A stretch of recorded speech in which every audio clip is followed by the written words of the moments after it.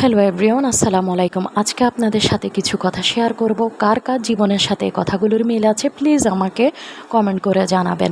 আমাদের জন্মের হাত থেকেই আব্বা সরকারি চাকরি করতেন, তো আব্বা যে বেতনটা পেতেন সেটা দিয়ে আমাদের মাসিক একটা খরচ চালিয়ে বাকি টাকাটা দিয়ে আব্বা গ্রামে লক্ষ লক্ষ টাকা জায়গা জমি কিনেছেন। তিনি কখনো বড় কোনো মাছ বা 5 কেজি গরু মাংস বা আহামরি কোনো বাজার খাওয়া দাওয়ার পিছনে আমাদের খরচ হয়নি।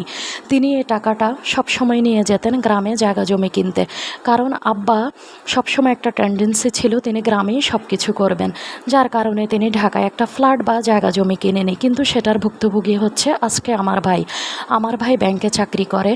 তার বেতন 70 থেকে 80 হাজার টাকা হওয়ার পরেও তার বাসা ভাড়া, আম্মাকে নিয়ে থাকা, তার পরিবারকে নিয়ে থাকা সমস্ত টাকা সেখানে ব্যয় হয়ে যায়। দেখা যায় দিনের শেষে আর কোনো কিছুই থাকে না। আব্বা চলে গিয়েছেন আজকে